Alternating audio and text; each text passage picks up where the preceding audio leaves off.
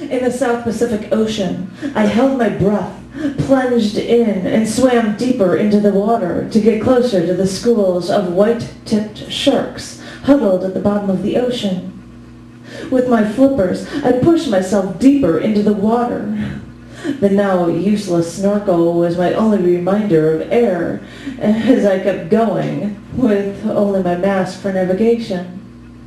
Though the moving sand didn't entirely obstruct the water, the sun grew less intense the farther I traveled. Just remember to not get too close to the sharks, I had to keep reminding myself.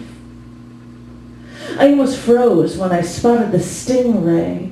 They work so hard to avoid being seen so they can surprise their prey and have their next meal. I spotted it, and it made me stop. It surprised me that I had come this far, and nothing but a little water separated me from animals that could seal my fate. I stared for a while, then realized that I needed to get some air, so I turned toward the light. I had been underwater so long that the oxygen was pulled from the muscles, and I didn't have the energy to kick. I panicked. When you become acutely aware of your desperate need for air, your body plays tricks on you. I forgot about looking back at the sharks and the stingray below. I even forgot about the sea lions and the lion seals above. I'll deal with whatever's on the surface once I get there. Now, get yourself to kick. Think. You can do it. Push. I managed to kick my legs once and started to move my way through the water. I hoped momentum would keep me going, but nothing was fast enough any longer. You can do this, I thought. Push again. I pushed, I moved, but the surface still seemed miles away. Now, I know there's as much hydrogen around me, twice as much hydrogen around me as oxygen, but oxygen is so much bigger than hydrogen. Oxygen is the most abundant chemical element by mass in our biosphere, in our air, sea, and land, but I can't get to the oxygen in this water. This can't be the death of me. My chest started to tighten. My chest started burning like someone lit a match, and the last oxygen in my body was setting my lungs on fire.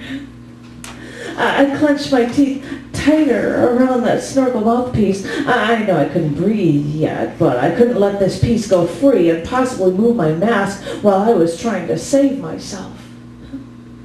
Come on, I thought. Your legs are strong. You can do this. So I pushed again. I kicked until I could see a few people trying to swim toward me. I tried to keep moving until someone threw their arm around my waist.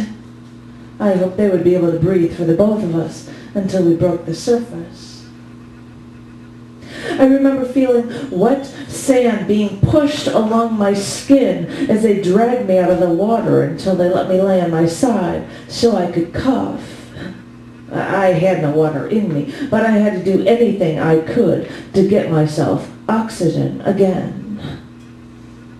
Once I was able to breathe comfortably again, I tried to think of my breathing. I know I can't get oxygen toxicity by breathing too deeply. Take a deep breath. Get the oxygen to my blood. Your toes are tingling. Inhale deeply. Now imagine your oxygenated blood rushing to your feet. The oxygen is to your brain now. Keep thinking, mentally pushing the oxygen through your body. When I got back inside that evening, they had started a fire in the fireplace for me. And I thought, how fitting. I was stuck in that water with all that hydrogen and oxygen until I could have some oxygen to breathe again. We are over half water as it is, meaning that the majority of our mass is oxygen.